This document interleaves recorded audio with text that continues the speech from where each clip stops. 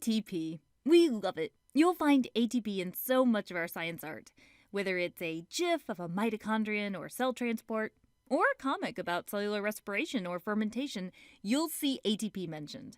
So why the big deal? Why is it all over the place?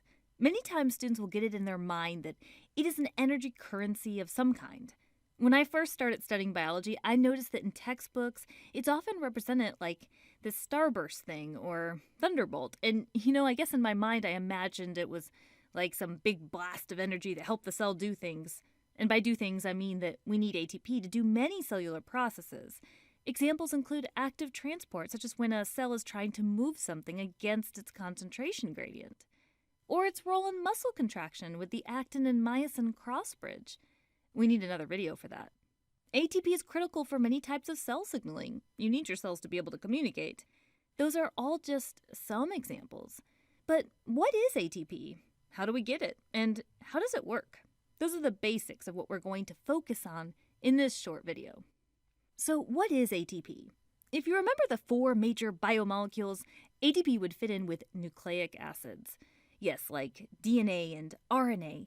ATP is a nucleotide derivative, so it has those 3 parts you'd see in DNA or RNA nucleotides: phosphate, sugar, base, but it actually has 3 phosphates.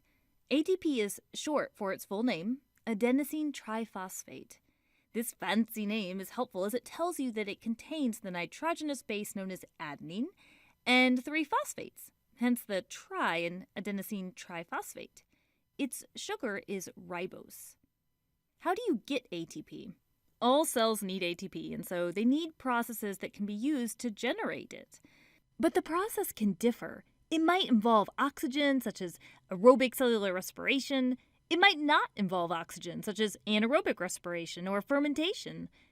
During cellular respiration, plants break down the glucose they made from photosynthesis to make ATP. During cellular respiration, animals break down the glucose they consumed to make ATP. And it's not just plants and animals. Bacteria, fungi, protists, and archaea, they all need to make ATP. We have a video on cellular respiration and another one on fermentation that can be helpful to understand the process. But one thing that we do want to mention about making ATP is it's important to understand it is part of a cycle. With the ATP cycle, you have ATP, which can be hydrolyzed, releasing energy and losing one of its phosphates in this process. A process like cellular respiration can provide the energy needed to add a phosphate to ADP in order to regenerate ATP again, which is important as ATP can be used quickly. This brings us to how ATP is able to work. So how does ATP work? It's not just about ATP being hydrolyzed and releasing energy, it's more than that. Okay, honestly, it's more than our short video can go into, which is why we provide some further reading links, but let's look at some basics. So when ATP is hydrolyzed, meaning here it involves the addition of water, it's not really that the bond between the second and third phosphate itself is a super strong bond. It's actually more that the bond between the second and third phosphate contributes to this ATP being unstable. These phosphates with their negative charges don't like being arranged like this. The change from ATP losing its third phosphate to become the more stable ADP is an exergonic reaction and releases free energy. A popular example for understanding ATP is to use the spring illustration, like a wire spring. Consider how you might compress the spring. ATP would be modeled by that compressed spring, and then you would let it go until it just goes into this relaxed state, which would be represented by ADP. When ATP is hydrolyzed, if the energy was just released, it will likely not be useful for a cell if it's not actually coupled to something that needs it. Thankfully, the energy release can be coupled to endergonic processes that the cell needs to do. This can occur when the phosphate from the ATP is transferred to a molecule that is going to be acted upon. For example, this cell transport protein here is supposed to move some kind of molecule against its concentration gradient. Recall that if it was passive transport, these molecules would be moving from high to low concentration.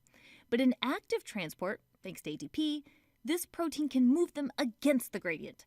When the phosphate is transferred to this protein, we say the protein has been phosphorylated. Sounds powerful.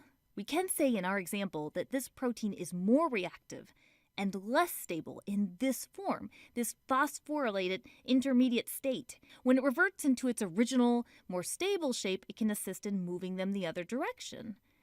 So, from marveling at the beating of a single cilia hair, or chromosomes being separated in cell division, or binding the correct amino acid on a tRNA, I could go on. We hope that little ATP symbol will mean something every time you see it. Well, that's it for the Amoeba Sisters, and we remind you to stay curious.